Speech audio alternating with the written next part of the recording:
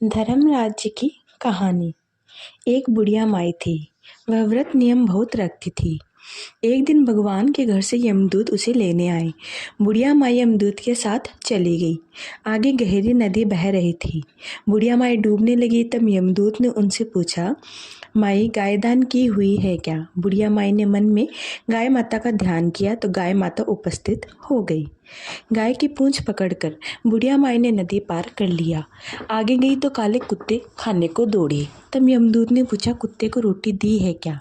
बुढ़िया माई ने मन मन में कुत्ते का ध्यान किया तो कुत्ते चले गए। आगे चली तो काले कुएं बुढ़िया माई को चोंच मारने लगे। तब यमदूत ने पूछा, ब्राह्मण की बेटी को सिर में तेल लगाने को दिया है या नहीं? बुढ़िया माई ने ब्राह्मण की बेटी को याद किया तो कोई ने चोंच मारना छोड़ दिया। आगे गई तो पैरों में कांटे चुभने लगे। यमदूत ने कहा, चप्पल दान किया है? बुढ़िया माई ने याद किया तो पैरों में चप्पल आ गई। आगे चली तो चित्रगुप्त जी ने यमदूतों से पूछा, आप किसको लेकर आए हो? यमदूतों ने कहा कि बुढ़िया माई ने बहुत दान पुण्य किए हैं लेकिन धर्मराज जी का कुछ भी नहीं किया। धर्मराज जी से जुड़ी ना तो कथा सुनी है ना कुछ धर्म किया है, इसलिए आगे के द्वार बंद है। तब बुढ़िया माई ने विनती की कि मुझे 7 दिनों के लिए धरती पर जाने दो। मैं इन 7 दिनों में धर्मराज जी की कहानी सुनकर उद्यापन कर वापस आ जाऊंगी। धर्मराज जी ने उनके प्राण लौटा दिए।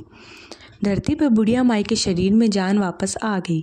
तभी लोग बुढ़िया माई को जीवित देखकर भूत भूतनी चिल्लाकर भाग खड़े हुए। बुढ़िया माई अपने घर गई। बेटे बहू से कहा, मैं भूतनी नहीं हूँ, मैं तो धर्मराज जी के कहे अनुसार वापस आई हूँ। मैं प्रत्येक दिन धर्मराज जी की कहानी सुनकर उसका उद्यापन करके वापस परलोक चली जाऊंगी। यह सुनकर बेटे बहू ने पूजा की सभी सामग्री ला दी लेकिन कहानी के समय हुंकारा नहीं भरा। तब बुढ़िया माई पड़ोसन के पास गई। पड़ोसन ने कहानी सुनी और हुंकारा भी भरा। बुढ़िया माई ने 7 दिनों के बाद उद्यापन कर दान किया। 7वें दिन धर्मराज जी ने बुढ़िया माई के लिए स्वर्ग से विमान भेजा। विमान देकर सभी गांव वालों ने स्वर्ग जाने के लिए कहा। तब बुढ़िया माई ने कहा, मेरी कहानी तो केवल पड़ोसन ने सुनी है।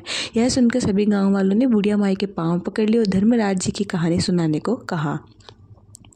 बुढ़िया माई से कहानी सुनने के बाद सभी गांववासी विमान में बैठकर स्वर्ग पहुंच गए। सभी गांववासी को देखकर धर्मराज जी ने कहा, मैंने तो केवल बुढ़िया माई के लिए विमान भेजा था। बुढ़िया माई ने कहा, मेरी कहानी इन सब ने सुनी है, इसलिए मेरा आधा पुण्य इनको दे दो और स्वर्ग में वास भी दो। धर्मराज जी ने गाँववासियों को स्वर्ग में वास दे दिया। सो हे धर्मराज जी, जैसे बुढ़िया माई को स्वर्ग दिया वैसे सबको देना।